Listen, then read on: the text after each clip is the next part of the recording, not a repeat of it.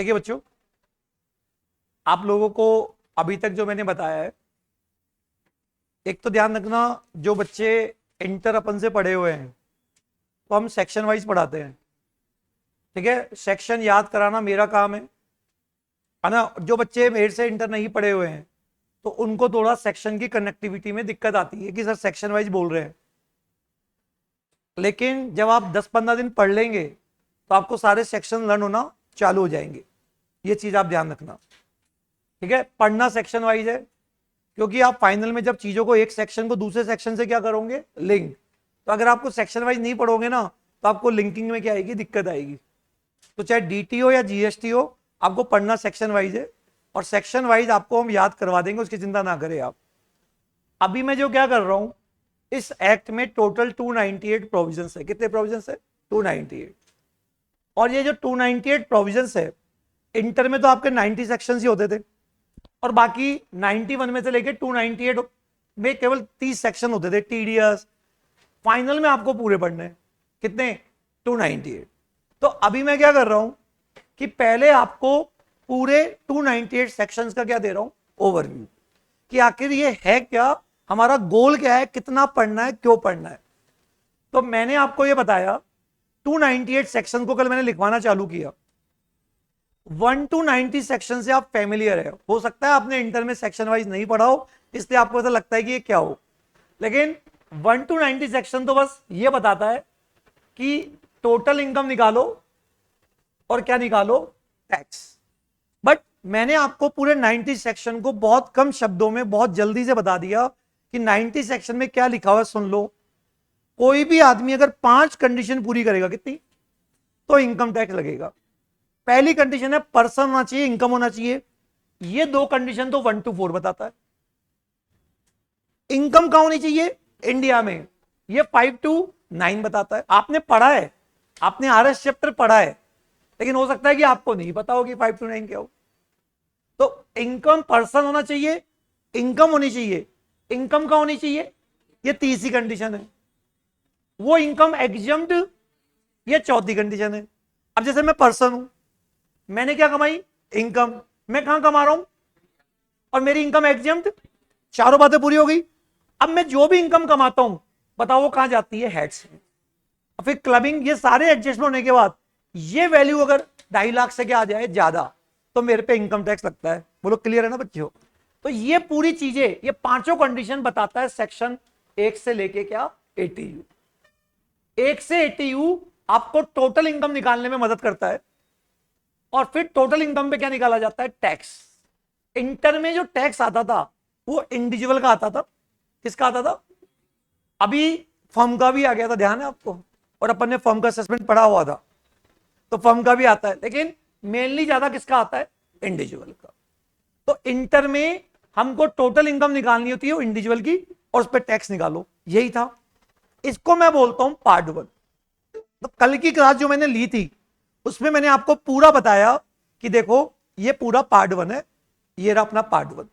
ठीक है, अब पार्ट 1 में कुछ एक्स्ट्रा जोड़ दो। हमको जितने भी बाकी लोग बच गए, company, trust, NRI, firm, AOP, BOI, इन सबकी भी टोटल इनकम निकालनी है, और इन सबका भी टैक्स निकालना है। तो बताओ ये कब तक नहीं होगा, बताओ, जब तक पार्ट 1 नहीं होगा। तो जब तक आपको बीएनपी की इनकम निकालना नहीं आती, डिडक्शंस नहीं आते, तब तक आप पार्ट 2 नहीं कर पाएंगे। तो ये दोनों पार्ट कनेक्टेड है, पार्ट 1 और पार्ट 2। ठीक है, अब नई चीजें क्या आ गई, तो 90 तक तो आप इंटर में पढ़ के आए थे, टोटल इनकम निकालना, टैक्स। अब 90 से लेके 115, ये भी पार्ट आपको टोटल इनकम निकालने में मदद करेगा, और ये थोड़ा सा अलग हटके है। तो मैंने क्या बोला, कुछ भी पढ़ लो, कल भी मैंने एक बात बोली थी, कुछ भी पढ़ लो, बताओ उस चीज का इंपैक्ट या तो आपकी टोटल इनकम पे पड़ेगा या किस पे पड़ेगा, टैक्स पे। तो अब मैं आपको यह बता रहा हूं कि आखिर ये चैप्टर क्या है और इसका क्या लेना देना है, और इसका वेटेज 40 से 50 नंबर का क्या है, और क्या क्या हम इसमें पढ़ने वाले हैं। तो आइए लिखो पार्ट 3। पार्ट 3 लिख दिया, पार्ट 3, मॉड्यूल 3। मतलब मेरा तीसरा मॉड्यूल है, मेरे नोट्स 5 पार्ट में बटे हुए हैं। जैसे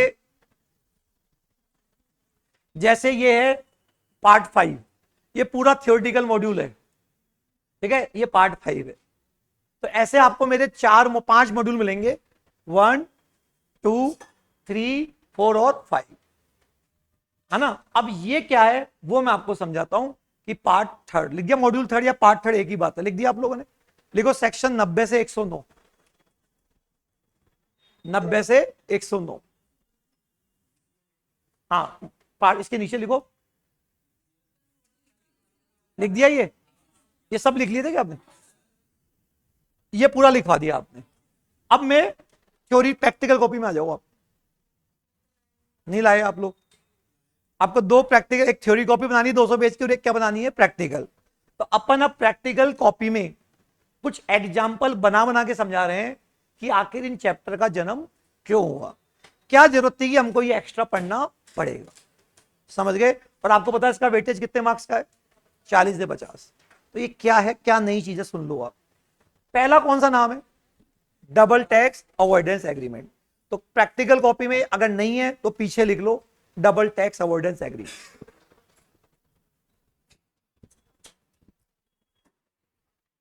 double tax avoidance agreement,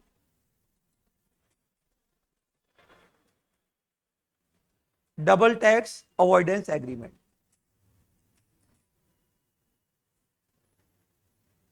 double tax क्या, अवॉइडेंस एग्रीमेंट। बच्चों एक चीज बताओ, एक होता है इंडिया,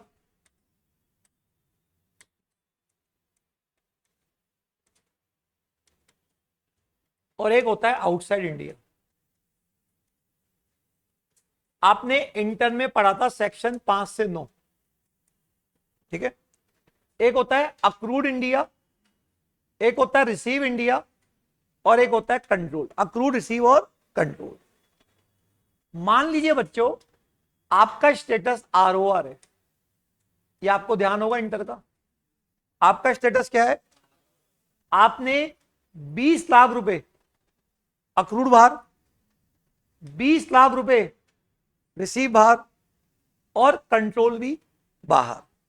बताओ इस इक्वेशन में इंटर में कौन टैक्स देता था कौन नहीं देता, बताओ। आरओआर ग्लोबल पे देता था, तो आरओआर ग्लोबल इनकम पे टैक्स देगा। इसका मतलब इंडिया में 20 लाख तुम्हारी टोटल इनकम मानी जाएगी।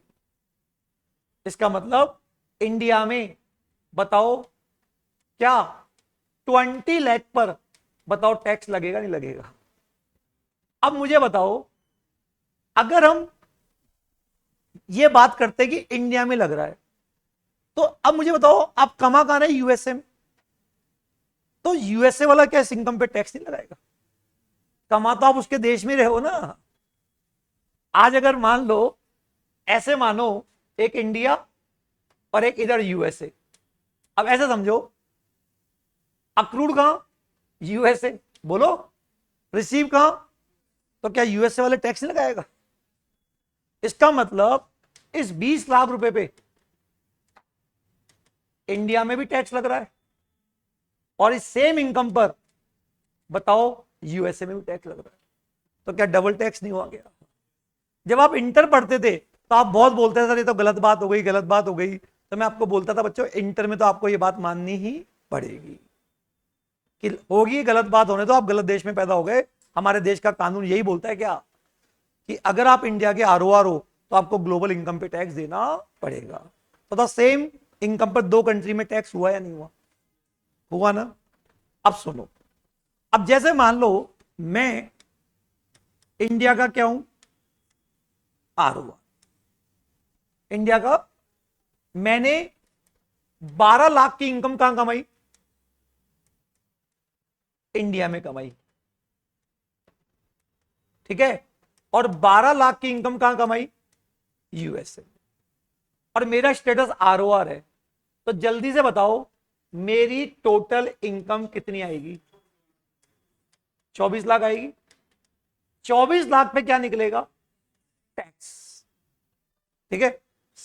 फॉर एग्जाम्पल 24 लाख पे टैक्स आ रहा है 6 लाख, एग्जाम्पल के तौर पे टैक्स आ रहा है। तो बताओ ये ऐसा करते नहीं करते थे, अब एक चैप्टर पढ़ेंगे आप फाइनल में, सेक्शन 90 और सेक्शन 91।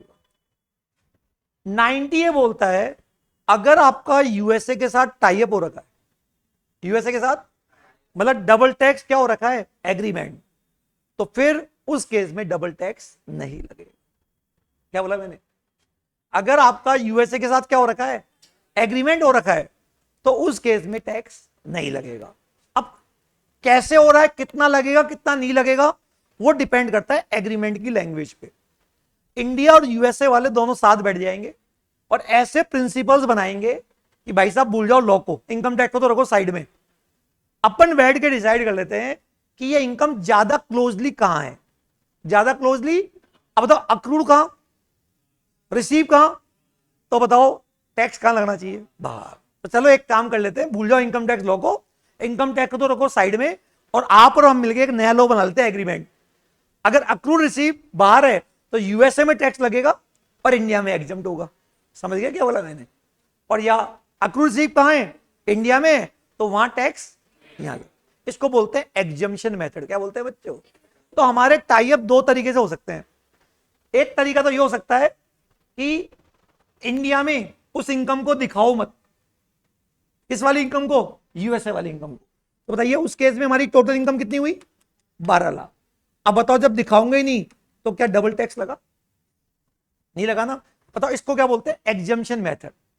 तो एग्जम्पशन मेथड अगर है तो वहां पे हम एक कंट्री में इनकम दिखाएंगे और एक में नहीं दिखाएंगे, और कौन सी कंट्री में दिखाएंगे ये डिपेंड करेगा हमारा एग्रीमेंट कैसे हो रखा है। एक तरीका क्या हो सकता है, आप इनकम दिखाओ, दिखा दी मैंने इनकम, कितनी दिखाई, उस पे टैक्स कितना, 6 लाख, दिखा दिया।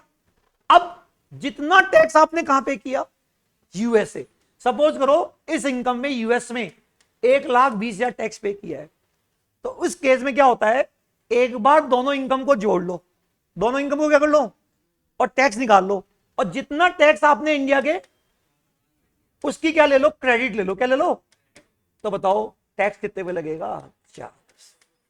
तो दो मेथड होते हैं, बताओ दो मेथड क्या, एग्जेम्पशन मेथड और क्रेडिट मेथड। बताओ एग्जेम्पशन मेथड में क्या होता है, दिखाएंगे ही नहीं, और क्रेडिट मेथड में एक बार दिखा दो, टैक्स निकाल लो, और जितना टैक्स आपने आउटसाइड इंडिया पे किया है उतना आप क्या कर दो, लेस। मतलब ऐसी बात, अभी ओवरव्यू चल रहा है, डीप में पढ़ा रहा हूं और बता रहा हूं कि ऐसी बात हम पढ़ेंगे।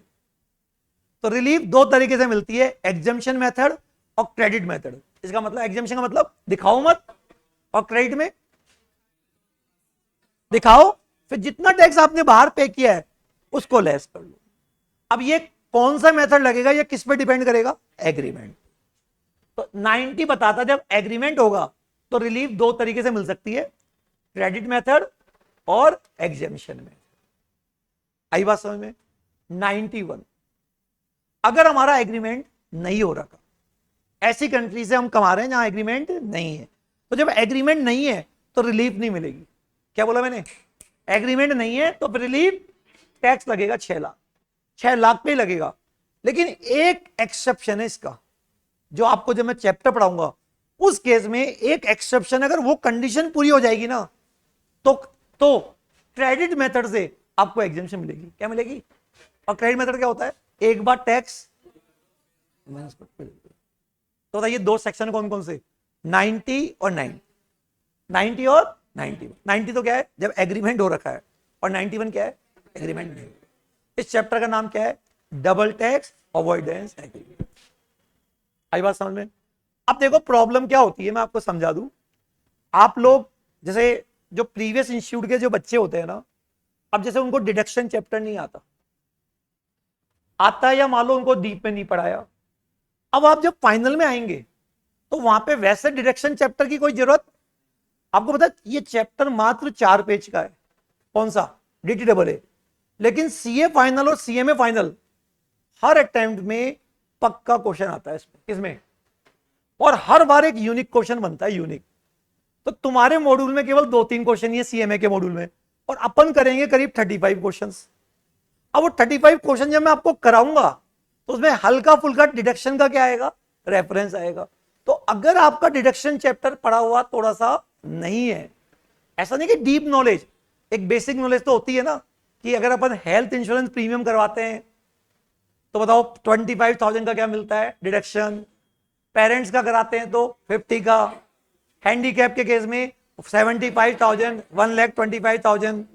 वो जो बेसिक नॉलेज है वो तो आपको होनी ही चाहिए। अगर वो नहीं होगी तो बच्चों आपको हल्की फुल्की थोड़ी सी चैप्टर में क्या आने लग जाएगी, प्रॉब्लम। तो ऐसे डिडक्शन और सेट ऑफ चैप्टर नहीं आता। लेकिन जब आप ये क्वेश्चंस करेंगे तो बताओ, मैं बोल रहा हूं कि बाहर बार सी और सीएमए में क्वेश्चन आते हैं और हर बार हल्का सा एक ट्विस्ट आता है, तो आपको इन चैप्टरों की नॉलेज होनी चाहिए। तो ये चैप्टर पढ़ के रखना, दो कौन से, सेट ऑफ और डिडक्शन। समझ गए बात को? तो बताओ ये चैप्टर समझ में आ गया DTAA? बताओ DTAA क्या चैप्टर है? जब सेम इनकम पर दो कंट्री में टैक्स लगता है। क्या बोला मैंने? तो हमारे अगर उस कंट्री के साथ क्या हो रखा है, एग्रीमेंट, तो आपको रिलीफ मिल सकती है। एग्रीमेंट दो प्रकार के होते हैं, क्रेडिट मेथड और एग्जेम्पशन। एग्जेम्पशन मेथड में हम इनकम दिखाते ही नहीं और क्रेडिट मेथड में दिखाकर लेस करते हैं। पर अगर एग्रीमेंट नहीं हो रखा तो वैसे रिलीफ नहीं मिलेगी। लेकिन एक एक्सेप्शन, एक सिचुएशन है जहां पे आपको पूरी कर दो तो क्रेडिट मेथड से आपको क्या मिल जाएगी, एग्जेम्पशन। बोलो समझ में आ गया क्या बच्चे? यहां अब मुझे बताओ, इस चैप्टर को पढ़ने से हमारे दो वर्ड होते हैं, कौन कौन से, टोटल इनकम और टैक्स। बताओ इस चैप्टर को पढ़ने से अगर एग्जेम्पशन मेथड है तो किस पे फर्क पड़ेगा? एग्जेम्पशन मेथड किस पे फर्क पड़ेगा? टोटल इनकम पे। अगर इस पे फर्क पड़ा तो टैक्स पे भी पड़ेगा। और क्रेडिट मेथड पढ़ोगे तो टोटल इनकम में तो फर्क नहीं पड़ेगा, पड़ेगा नहीं। तो मैंने क्या बोला, कुछ भी पढ़ लो, टोटल इनकम और, तो जो इंटर में आप बच्चों वाली टोटल इनकम निकालना सीखते थे, अब आपको ऐसी सिचुएशन को हैंडल करना आना चाहिए। क्लियर बच्चों? यहाँ पे कौन सा 90 से 100। तो DTAA चैप्टर क्या होता है सबको बता दिया। अभी मैं नहीं पढ़ा रहा, मेरा अभी पहला काम है पूरी क्लास को सेक्शंस याद करवाना, नंबर्स क्या करवाना, याद। समझ गए? तो एक बार आगे बढ़ने से पहले एक बार बोलते हैं, 1 क्या है, 1 एप्लीकेबल, 2 3 4 40। ये बोलता है 5 कंडीशन पूरी तो इनकम टैक्स लगेगा। 5 to 9 residential status, 10 to 13 exemptions, 14 to 59 heads, 60 से 65 क्लबिंग, अनडिस्क्लोज इनकम, 70 से 80 सेट ऑफ, 80 से 80 के डिडक्शन, और ये आ जाती है टोटल इनकम। और अब मैं आपको आगे लेके आ रहा हूं इंटर के बाद। तो पहला चैप्टर होगा जो आपने बिल्कुल इंटर में नहीं पढ़ा, उसका नाम क्या है, double tax avoidance agreement. Next chapter आ रहा है कौन सा, ट्रांसफर प्राइसिंग। ये जो ट्रांसफर प्राइसिंग है ना, इसको, ये जितने भी यहां पे लिखे हुए हैं ना, इनको, इन सबको बोलते हैं इंटरनेशनल ट्रांजैक्शन। क्या बोलते हैं बच्चों? तो हम बोलने में कई बार बच्चे बोलते हैं ट्रांसफर प्राइसिंग 40 नंबर का आता है। नहीं, ये पूरा पैकेज है ना, ये पूरा पैकेज, ये अब प्लस इसमें एनआरआई का असेसमेंट जोड़ दो। क्या जोड़ दो बच्चों? और जो आप इंटर में आरएस चैप्टर पढ़ते थे ना, मतलब ऐसे प्रोविजन जो एनआरआई से रिलेटेड है, ऐसे प्रोविजन जो किससे रिलेटेड है, उसको हम बोलते हैं इंटरनेशनल ट्रांजैक्शन।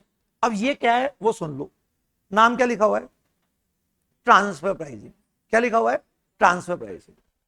बताओ एक चीज बताओ, ट्रांसफर प्राइसिंग क्या है? देखो मुझे एक चीज बताओ, जैसे ये आपका P&L है और ये आपकी क्या है, सेल है, ईमानदारी वाली सेल। ईमानदारी वाली सेल आपकी 1 करोड़ है, कितनी है? और आपके ईमानदारी वाले एक्सपेंसेस 20 लाख है। तो तुम्हारा ईमानदारी वाला प्रॉफिट बताओ कितना आएगा, 80 लाख। ठीक है? और तुम्हारी टोटल इनकम कितनी आएगी, 80 लाख। अब बताओ टैक्स कितने पे लगेगा? अगर मैं सब कुछ ईमानदारी वाली बात करूं तो ये होगा नहीं होगा, मुझे बताओ, ये होगा। अब सपोज करो आपकी सेल थी यूएसए में, आपकी सेल क्या थी, यूएसए, और थर्ड पार्टी को सेल थी। किसको सेल थी, थर्ड पार्टी। और आपने वास्तव में 1 करोड़ की सेल की थी। अब बताओ इंडिया में टैक्स रेट है ज्यादा, तो 80 का 30%, 24 लाख। अब आपका दिमाग खराब होगा क्या, कि यार ये तो 24 लाख टैक्स बहुत है, 24 लाख टैक्स बहुत है। तो आपका दिमाग टैक्स को बचाने के लिए मैनिपुलेशन करेगा। तो आपके दिमाग में एक प्लानिंग आई, और वो प्लानिंग क्या आई वो सुन लो। आप कहां बैठे हो? इंडिया में। पार्टी कहां है? यूएसए में। ये थर्ड पार्टी है जिसको आप, है ना, इससे आप उल्टी सीधी बातें कर नहीं सकते हो। तो आप एक काम करो, दुबई जो टैक्स फ्री कंट्री है, दुबई जो क्या है, वहां पे अपना एक ऑफिस खोल लो। तो बताइए आपने, बताओ क्या किया, दुबई में अपना ऑफिस खोल लिया, बोलो, और मतलब दुबई में आपने एक कंपनी बना ली। तो बताओ आपकी एक कंपनी तो कहां? इंडिया में। एक कंपनी कहां? अब दोनों कंपनी अलग अलग रजिस्टर्ड, बोलो। आज जैसे मान लो एक आदमी की 4 कंपनी है, टीसीएस, टाटा मोटर, तो क्या इनकम टैक्स इन सबको जोड़ के लगता है या पैन नंबर वाइज लगता है? Pan number. तो दोनों कंपनी अलग अलग है। तो अब बताओ मैनिपुलेशन कैसे हो सकता है? इसको माल भेजना है कितने का? 1 करोड़ का। ये आदमी क्या करेगा, दुबई में अपनी ग्रुप कंपनी खोल लेगा। क्या कर लेगा? Group company. और यहां इसके खर्चे कितने हैं इंडिया में? इंडिया में खर्चे कितने हैं? 20। इंडिया में खर्चे कितने हैं? ये क्या करेगा, दुबई में सेल दिखाएगा कितने की? 20 लाख। अब बताओ दुबई में सेल कितनी, और बताओ इंडिया, यहां से इंडिया में, इंडिया का पीनल बन रहा है, ये किसका पीनल बन रहा है? परचेज कितनी? और अपनी ग्रुप कंपनी को बताओ कितने में माल बेच रहा है? 20। अब बताओ प्रॉफिट कितना हुआ? 0। टोटल इनकम कितनी हुई? 0। बताओ टैक्स कितना हुआ? 0। तो बताओ उसने इंडिया टैक्स 0 किया नहीं किया? बताओ कैसे 0 किया, बताओ। मतलब इसने डायरेक्ट एक्सपोर्ट ना लगाकर, एक्सपोर्ट किसको लगाया? अपनी ग्रुप कंपनी। बताओ अपनी ग्रुप कंपनी को क्या बोलेंगे? Associate enterprises. इन कंपनी आर थोड़ी होती है ना। कंपनी अलग हो गई, कंपनी का पैन नंबर अलग है और तुम्हारा पैन नंबर क्या है? अलग है। बताओ सिस्टम क्या, बताओ क्या करोगे आप, बताओ जल्दी से बताओ। एक आदमी की एक इंडिया में कंपनी है, उसने दुबई में कंपनी खोल ली। अगर ये सीधा यूएसए में एक्सपोर्ट लगाता तो इंडिया में 80 लाख का प्रॉफिट आता नहीं आता?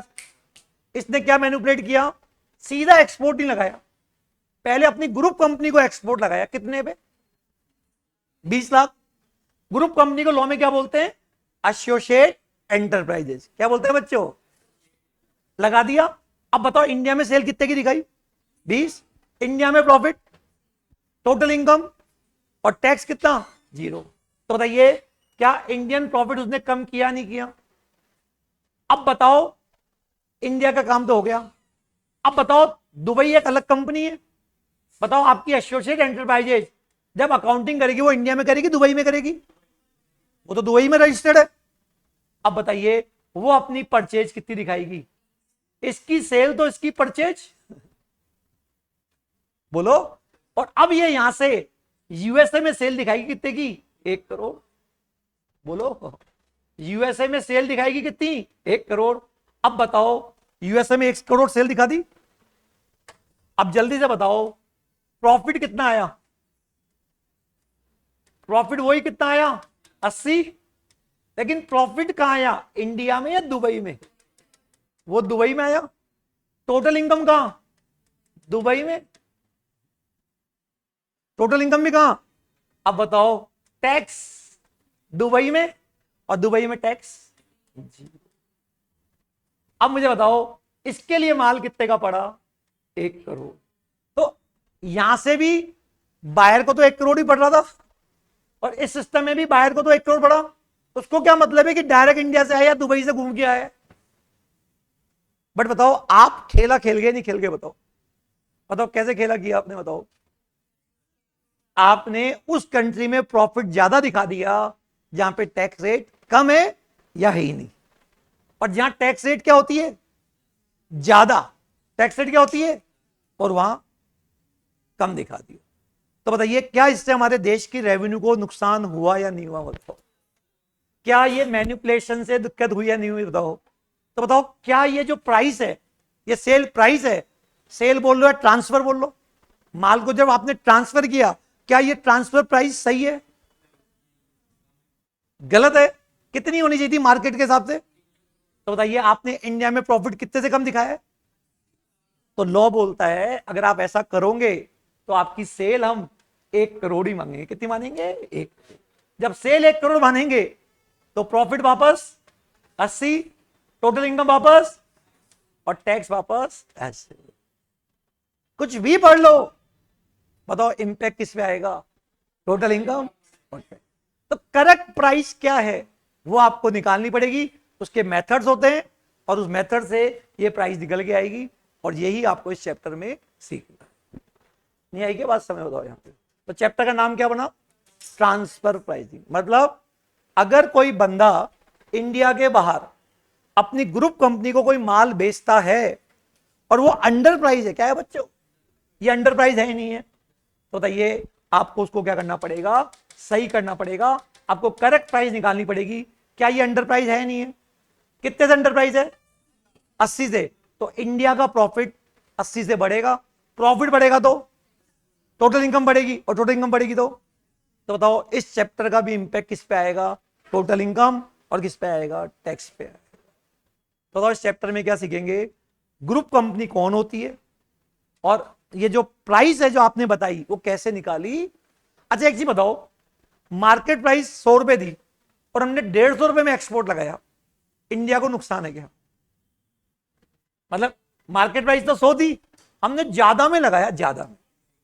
हमको क्या देखना? बाहर का देखना है, अपना देखना है। ज्यादा लगाएगा तो हमारा प्रॉफिट, हमको कोई दिक्कत। तो ये चैप्टर तभी अप्लाई होता है जब एक्सपोर्ट अंडर प्राइस हो। अगर एक्सपोर्ट ओवर प्राइस हो तो ये चैप्टर अप्लाई नहीं। बोलो, अपन को अपना फायदा देखना है। तो अगर एक्सपोर्ट अंडर प्राइस है तो आपको करेक्ट प्राइस निकाल के अपनी प्राइस सही करनी है, उससे टोटल इनकम बढ़ेगी और क्या बढ़ेगा? टैक्स बढ़ेगा। इसका रिवर्स भी हो सकता है। रिवर्स, अब अपन ये बात समझ में आ गई आपको यहां पे या नहीं आई? आ गया? तो बताओ इंटरनेशनल ट्रांजैक्शन, ये चैप्टर ट्रांसफर प्राइसिंग चैप्टर क्या है? अगर आप अपनी ग्रुप कंपनी को क्या लगाते हो?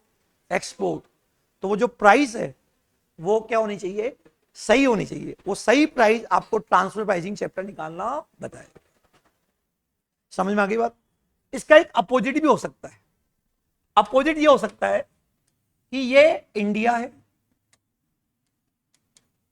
ये क्या है? इंडिया, और ये यूएसए है। ठीक है, आप किसी प्रोडक्ट को इंडिया में 100 रुपए में बेच रहे हो, सेल कहां? In India. और आप बाय कहां से कर रहे हो? यूएसए से। और आप यूएसए से बाय कर रहे हो 20 रुपए में। बताओ इंडिया का प्रॉफिट 80, अमेरिका से बाय करके कहां बेच रहे हो? इंडिया में। इंडिया का प्रॉफिट 80, इंडिया की टोटल इनकम 80। बताओ टैक्स कितने पे लगेगा? 80 पे। अब बताओ तुम्हारा दिमाग मैनिपुलेट करेगा, कुछ ऐसा कर दे ताकि क्या हो जाए?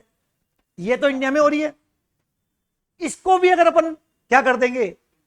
चेंज कर देंगे, इसको बढ़ा दो, इसको क्या कर दो?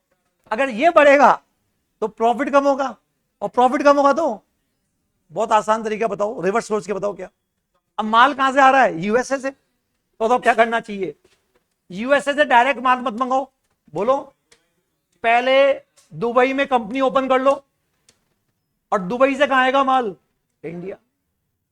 बोलो यही तो होगा ना। अब यहां से तो माल 20 रुपए में जाएगा, बोलो, और दुबई से माल कितने में आएगा? 100 रुपए में। और अब बताओ इसका मतलब दुबई का पेंडल क्या बताएगा? 20 परचेज और 100 सेल। प्रॉफिट कहां दिखा दिया? 80। और इंडिया का पेंडल क्या बताएगा? 100 सेल और 100 परचेज और प्रॉफिट 0। हो गया मैनिपुलेशन। तो टैक्स बचाया नहीं बचाया आपने?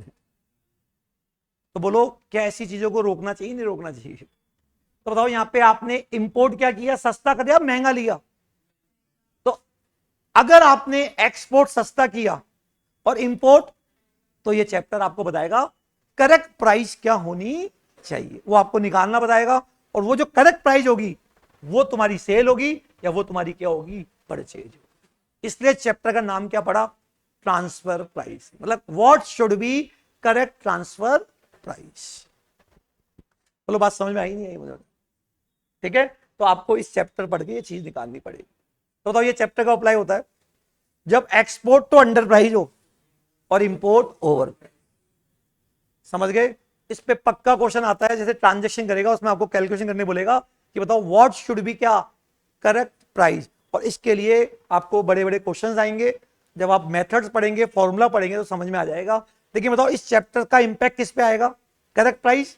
करेक्ट प्राइस मतलब प्रॉफिट बढ़ेगा, प्रॉफिट बढ़ेगा मतलब टोटल इनकम बढ़ेगी, और टोटल इनकम बढ़ेगा तो अगेन जो मेरी बात ध्यान रखना, इंटर में क्लबिंग पढ़ लो इंपैक्ट टोटल इनकम पे आता, सेट ऑफ पढ़ लो इंपैक्ट टोटल इनकम पे आता, डिडक्शन पढ़ लो इंपैक्ट। अब बताओ डीटी डबल ए पढ़ोगे तो टोटल इनकम और टैक्स पे आएगा, और ट्रांसफर प्राइसिंग पढ़ोगे तो भी टोटल इनकम। तो बच्चों अपना तो ये मानना है, चैप्टर पढ़ने से पहले एक बार सोचो तो सही ये चैप्टर बना हुआ क्यों है। समझ गए? तो बताइए मैंने आपको इसका ओवरव्यू दे दिया, कौन सा? डबल टैक्स और कौन सा? ट्रांसफर। समझ गए? तो इसमें क्या सीखेंगे? ये प्रोविजन क्या बोल रहा है, अगर कोई भी इंटरनेशनल ट्रांजैक्शन अगर आप ग्रुप कंपनी के साथ करते हो, किसके साथ करते हो, तो वो मार्केट वैल्यू पे होना चाहिए। क्या होना चाहिए बच्चों?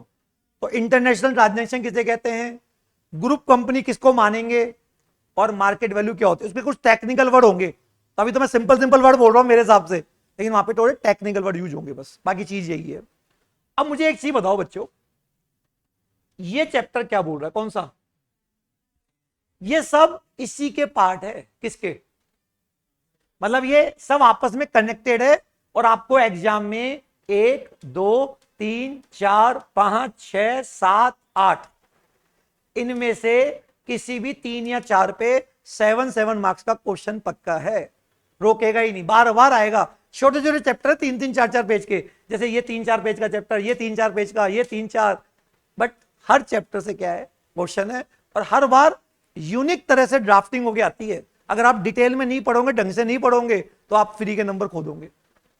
समझ गए? ड्राफ्टिंग मतलब लैंग्वेज से खेलते हैं लोग, बस कॉन्सेप्ट पे ध्यान दो, कॉन्सेप्ट क्या है। आगे बात समझ में आपको बच्चों? यहां पे अब प्राइमरी एंड सेकेंडरी एडजस्टमेंट क्या है बच्चों?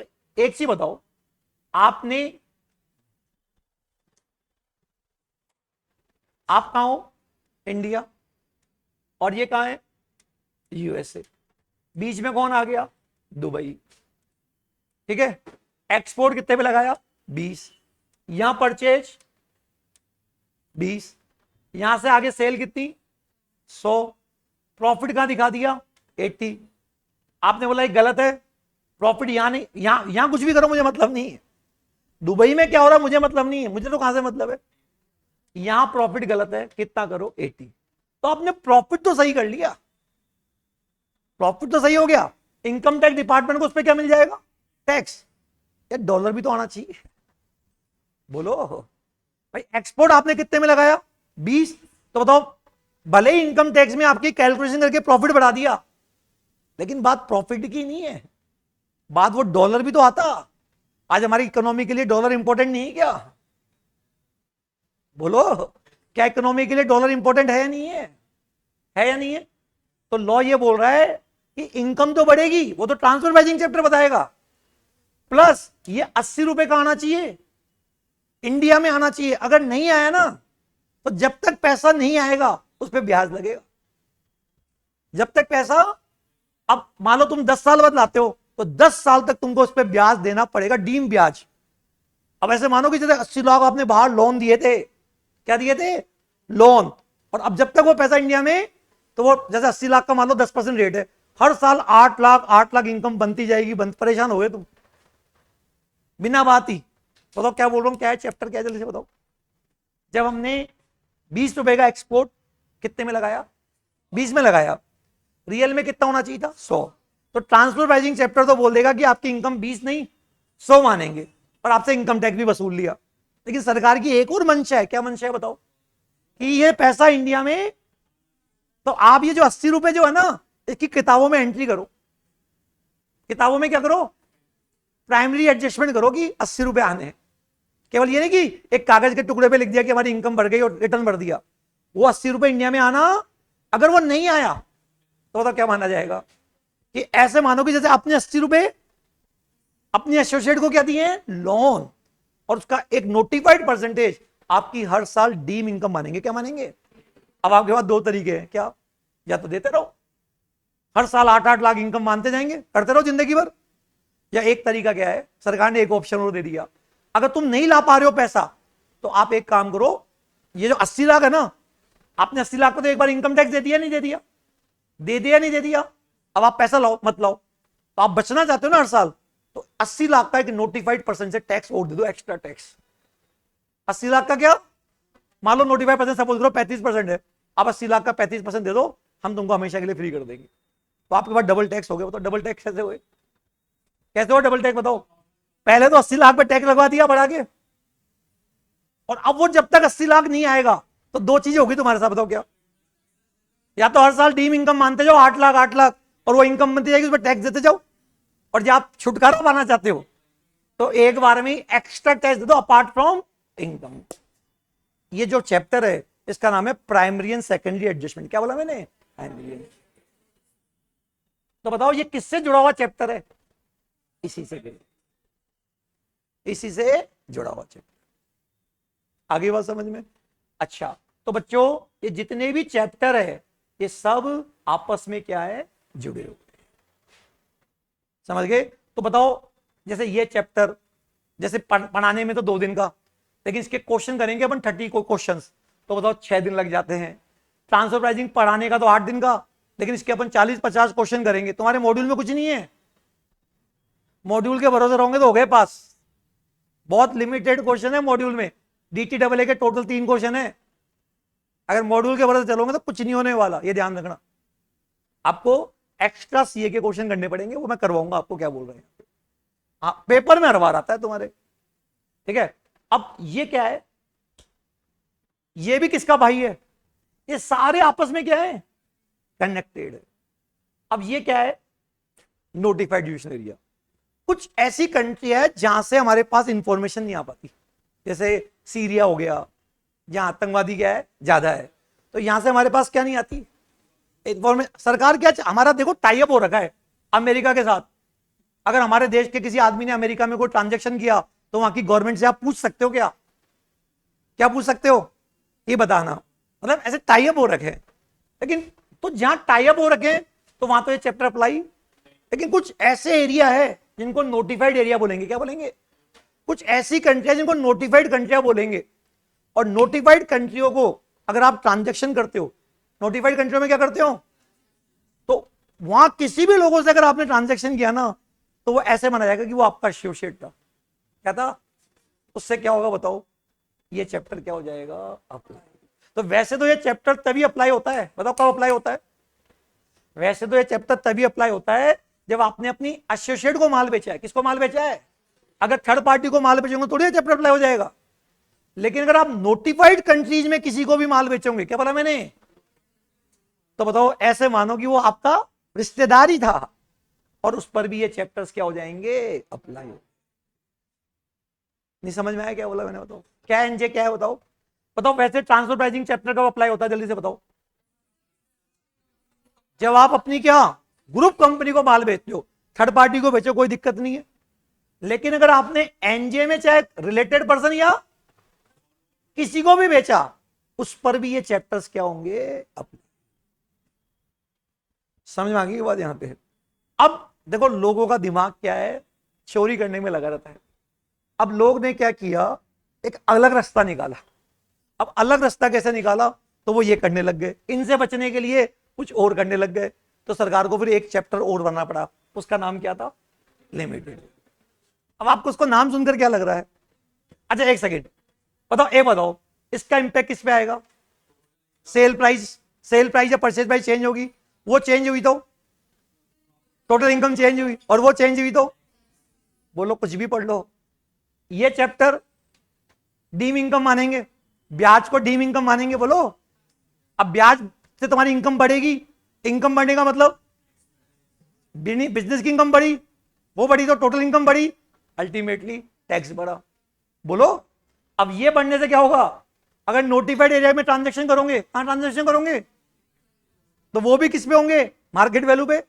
अगर कम पे हुए तो वापस प्राइस बढ़ेगी, प्राइस बढ़ेगी तो सेल बढ़ेगी, सेल बढ़ेगी तो इनकम बढ़ेगी, और इनकम बढ़ा तो टैक्स बढ़ेगा। अब ये चैप्टर पढ़ लो, इसका इंपैक्ट भी है। लिमिटेड वैल्यू ऑफ इंटरेस्ट, क्या लग रहा है नाम से, लिमिटेड वैल्यू ऑफ इंटरेस्ट क्या है, लिमिटेड वैल्यू ऑफ इंटरेस्ट। देखो बच्चों, अब आपको पता है, इधर देखो लिमिटेड वैल्यू ऑफ इंटरेस्ट क्या है। देखो बच्चों, जैसे ये मैं इंडिया में बैठा हुआ हूं, मेरी 1000 करोड़ की क्या है, सेल है, और मेरा मान लो 600 करोड़ का क्या है, 600 करोड़ का एक्सपेंस है, 600 करोड़ का क्या है, और ईमानदारी वाला प्रॉफिट कितना है, 400 करोड़ मेरा ईमानदारी वाला प्रॉफिट है। अब ईमानदारी वाला प्रॉफिट का मतलब है चुपचाप 30% टैक्स। बोलो, अब अगर आपको कोई एसोसिएट है ही नहीं, मान लो आपकी, आप तो सीधा ही किसको एक्सपोर्ट लगा रहे हो, तो अगर मान लो अगर आप एसोसिएट को भी करोगे तो ट्रांसफर प्राइसिंग चैप्टर आपका गला घोट लेगा। बोलो ना भाई, आप कैसे कर सकते थे, प्लानिंग बताओ, अंडर प्राइस करो और यहां से एक्सपोर्ट लगाओ। बोलो ना, उससे क्या होगा, अगर अंडर प्राइस करोगे तो ट्रांसफर प्राइसिंग चैप्टर प्राइस को वापस सही करवा देगा, तो आप चोरी नहीं कर पाओगे ना। तो आपके पास चोरी करने का हथियार क्या था, दिल से बताओ। डायरेक्ट थर्ड पार्टी को माल मत भेजो, पहले किसको भेजो, फिर एसोसिएट से। आप बताओ कर सकोगे क्या ऐसा, पता क्यों नहीं कर सकोगे, ट्रांसफर प्राइसिंग सही करवा देगा। करो, अगर गलत प्राइस करोगे भी तो ट्रांसफर प्राइसिंग चैप्टर को सही करवा देगा। अब आपके पास हथियार क्या है, एक काम करो, आपकी मान लो दुबई में एक कंपनी है, क्या है बच्चों, दुबई में। आप दुबई में कंपनी, और आपको पैसों की कोई जरूरत नहीं है, आप खुद पैसे वाले हो। अब आप क्या कर रहे हो, बाजार में ब्याज की रेट क्या है, 10%।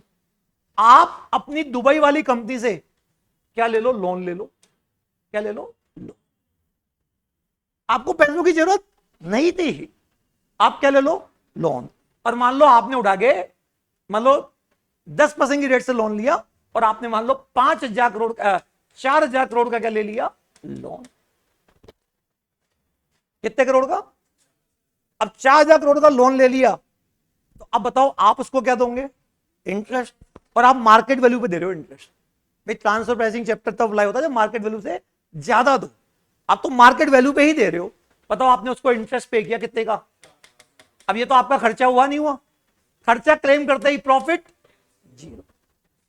अब ट्रांसफर प्राइसिंग चैप्टर तो ये बोलेगा ना कि जो ब्याज की रेट दी है वो मार्केट से ज्यादा नहीं होनी चाहिए, और आपने ब्याज को मार्केट के रेट पे दिया है, तो ट्रांसफर चैप्टर तो फेल हो गया। नहीं समझे, बताओ क्या बोला। ट्रांसफर प्राइसिंग चैप्टर कब अप्लाई होता है, बताओ। ट्रांसफर प्राइसिंग चैप्टर होता है जब आप उसको ज्यादा रेट से दे रहे हो। बाजार में रेट क्या है 10, और आपने उसको 10% की रेट से ही ब्याज दिया है। बोलो, तो बताओ ट्रांसफर प्राइसिंग चैप्टर लगेगा क्या, बताओ। क्यों नहीं लगेगा, जल्दी से बताओ।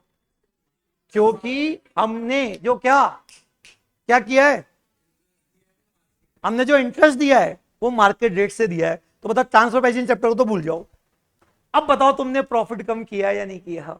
अब इंडिया में 400 करोड़ का खर्चा, इंडिया में कितना खर्चा, इधर इनकम 400 करोड़ की दुबई में हो गई, और दुबई टैक्स फ्री कंट्री है।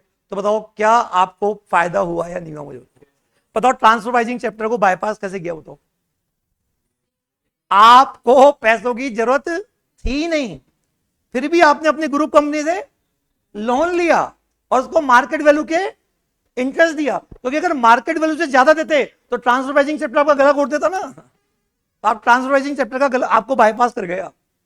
अब बताओ क्या इंडिया को नुकसान पहुंचा या नहीं पहुंचा, मुझे बताओ। अब बताओ तुम्हें लॉ मेकर्स बना दूं, ये बताओ सही करो उसको, कैसे करोगे बताओ। हम तो बीएनपी में ये पढ़ के आए हैं, कितना भी आप ब्याज दो अलाउड होगा, पढ़ के आए हो ना बीएनपी में।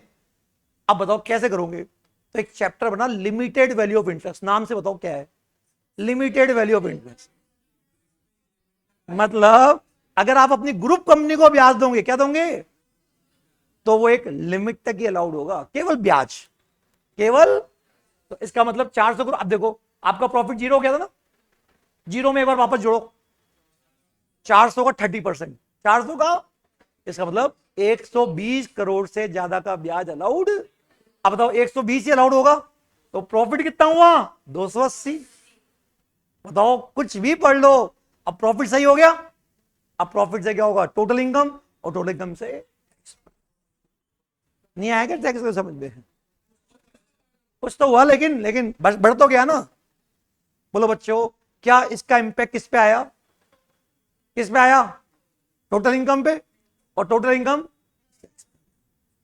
क्या है, लिमिटेड वैल्यू ऑफ इंटरेस्ट का मतलब क्या है, लिमिटेड वैल्यू ऑफ इंटरेस्ट का मतलब, अगर कोई बंदा अपनी इंडिया के बाहर अपनी ग्रुप कंपनी को क्या देता है, ब्याज, तो वो एक लिमिट तक ही अलाउड होगा। क्या होगा बच्चों, लिमिट कितनी, प्रॉफिट में एक बार ब्याज को जोड़ लो और उसका 30%, इससे ज्यादा इंटरेस्ट आपको अलाउड नहीं होगा। तो देखो सार तो यही है जो मैंने आपको बता दिया। अब नो डाउट इस चैप्टर को हम 4 दिन पढ़ेंगे, 3 दिन पढ़ेंगे, वो अलग मैटर है, लेकिन जो मैंने क्रक्स बता दिया, ये चैप्टर जन्म क्यों हुआ, ये मैंने आपको बताया है। आगे बात समझ में, हाँ वो उस लिमिट में आ जाएगा, कोई दिक्कत नहीं, इससे ज्यादा अलाउड नहीं होगा। कितना मैक्सिमम, कितना, 30%। नहीं आप लोन का अमाउंट ज्यादा ले लो, उससे क्या मतलब है। अब वो तो एक चीज बताओ, अगर आप 10,000 करोड़ लेते हो, वो तो आपका 30% इसका देखा जा रहा है ना, इस लोन अमाउंट तो देखा जा रहा है, इंटरेस्ट का नहीं, प्रॉफिट का। हाँ, इंटरेस्ट का थोड़ी, प्रॉफिट का 30%। इससे क्या फर्क पड़ेगा, तो प्रॉफिट तो ऊपर आप इन्वेस्ट करेंगे ना।